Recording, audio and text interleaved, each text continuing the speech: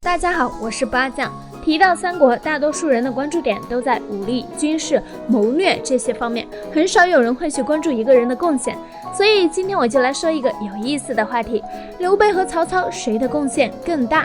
我打算从建设、对外族、战绩、制度、文化这4个方面来客观对比一下他们俩的贡献。先说曹操吧。曹操的建设贡献非常大，首先是他统一了北方，让老百姓可以休养生息，开垦土地。曹操还是个水利狂魔，搞了好多水利设施，比如为了征乌黄，他让董昭开凿了平鲁渠和泉州渠。平鲁渠是今天的天津南运河的前身，泉州渠则为天津北运河的形成奠定了基础。可以说，天津这座城市的出现和曹操是有很大关系的。除此之外，曹操任用的夏侯惇开凿了太守碑，曹操任用的刘馥也在淮南修了很多水利工程，有些工程直到今天还在发挥作用。曹操对外族战绩也非常牛。汉朝末年有一支非常强大的外族力量，叫三郡乌桓。据记载，三郡乌桓曾经攻破幽州，掠走了几十万百姓。后来袁绍败给曹操以后，又带着几十万去投奔了三郡乌桓。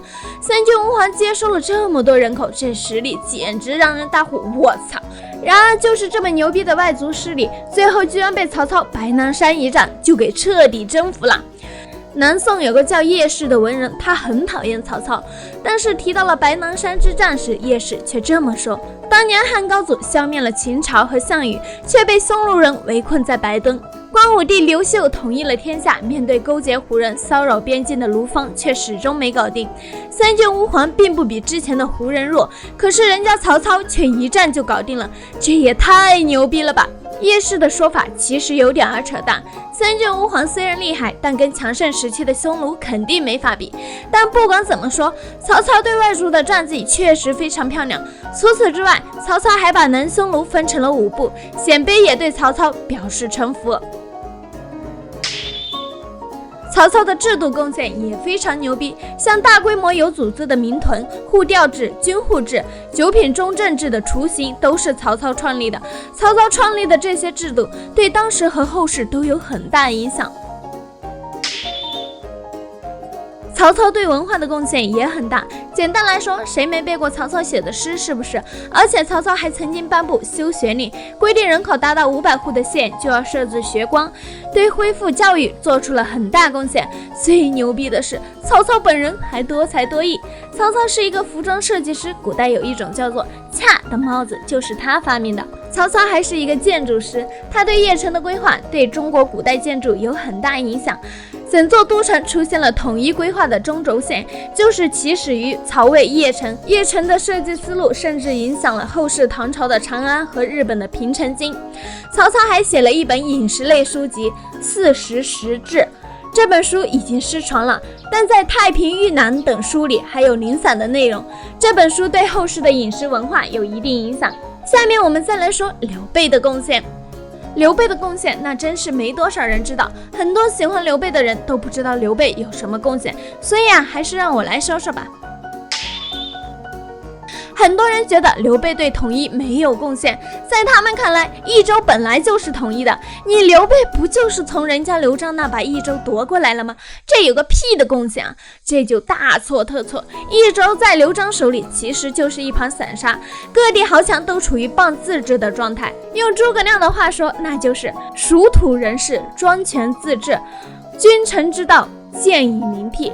刘璋对地方官的任命都得看豪强的脸色，他对益州的实际统治力是很弱的，估计连印度总理都不如。至于南中地区，刘璋的控制力就更薄弱了。刘备夺取益州后，命令诸葛亮等人制定了一部叫《蜀科》的法律，严厉打击豪强，大大加强了对地方的控制力度。刘备还设置了来降都督府，对南中地区实现了一定程度的管理。也就是说，西南地区实际上是到了刘备手里才真正实现了初步统一的。此外，如果说曹操是一个水利狂魔，那刘备就是一个基建狂魔。刘备统治时期在蜀地铺设了大量基建，对改善交通起到了很大作用。有人认为后世很繁荣的唐洛道就是刘备修建的，我觉得很有可能。刘备任命李严当前为太守，李严在这儿大搞基建，把前为整个翻修了一遍，老百姓非常高兴。他还重新修筑了浦江大堰，造福后世。这个工程至今还发挥着作用。公元187年，张纯勾结乌黄叛乱，当时还很年轻的刘备也参与了平定叛乱。在桓权的策划下，刘备击败了从人首领杜霍、夷王朴胡。刘备还设置了来降都督府，任命邓方为首任都督，使南蛮进伏，初步控制了南中地区。汉中之战时，夷王高定起兵骚扰，结果被刘备任命的李严击败。刘备主要沿用汉曹制度，在制度贡献上确实没有太多可说的。不过刘备任命诸葛亮等人制定的蜀课，用法严格且公平，对后世法治思想还是有启发的。刘备曾经微服私访，看见县令蒋琬不好好工作，一怒之下就要砍死他，这样的问责态度也是值得后世借鉴的。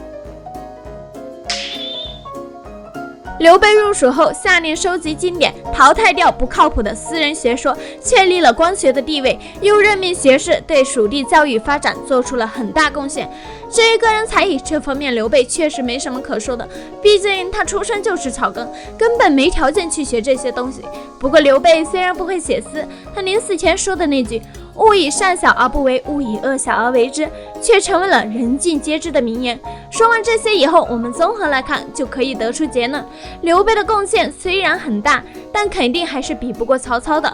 当然，这也跟客观因素有很大关系。刘备出身比曹操低很多，受教育条件没法跟曹操比，个人才艺肯定跟曹操没法比。另外呢，刘备起点太低，很长时间都在流浪或者寄人篱下，也没办法搞建设，是不是？然而，虽然曹操贡献比刘备高，古代老百姓却喜欢刘备，不喜欢曹操。北宋时，苏轼就说过，当时民间的老百姓听人讲三国，听到刘备败了，大家就很难过，很多人甚至哭了；听到曹操败了，大家就非常高兴，恨不能当场唱歌。注意，那时候可没有《三国演义》啊，这是为什么呢？答案是，一个历史人物除了贡献还有罪过。曹操贡献当然很大，遗憾的是他的罪过也很大。曹操本人干过的屠城就有6次，其中2次屠徐州可以说是惨绝人寰，保守估计死亡人数也有20万。曹操的很多政策也非常具有压迫性，比如他搞的民屯收税高达50%到60%，跟这个比996都算是慈善了。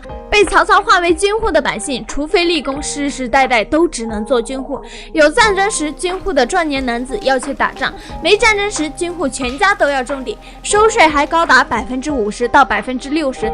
军户一旦逃亡，家人就要被处置。相比之下，刘备虽然贡献不如曹操，罪过却是微乎其微。刘备一生没屠城过，甚至没劫掠过，虽然也干过用阴谋夺取刘璋地盘的事，但这只是诸侯之间的斗争，关老百姓屁事。当然，刘备也不是完全没坑过老百姓，他入蜀后为了充实军用物品，搞出了纸百钱。刘备干这事儿，直接目的就是割豪强的韭菜。然而豪强也不是傻子，他们被割了韭菜，肯定会反过来割百姓的韭菜来转嫁危机。当然了，以当时的经济模式以及刘备集团对豪强的限制来看，普通百姓受到的损失并不会太大，但总归还是会受一定损失的。总的来说，刘备当然不是没有罪过，但跟曹操的罪过比，那就是某明星的牙签小得可怜。对百姓来说，一个统治者贡献大当然是好事，但你要是贡献大的同时罪过也大，那就不能怪老百姓不喜欢你。论贡献，隋炀帝杨广也很大，但老百姓照样反了他娘的。相比之下，刘备的贡献虽然不如曹操，但也很大，而且人家罪过小，没怎么坑过老百姓，老百姓肯定更喜欢这样的统治者。毕竟大多数百姓想要的就是一个和平安宁、生活条件能稳步改善的生活环境，大家说是不是？好啦，本期就到这啦，大家觉得我说的有道理的话，就给个关注加3连，这对我真的很重要。拜拜啦。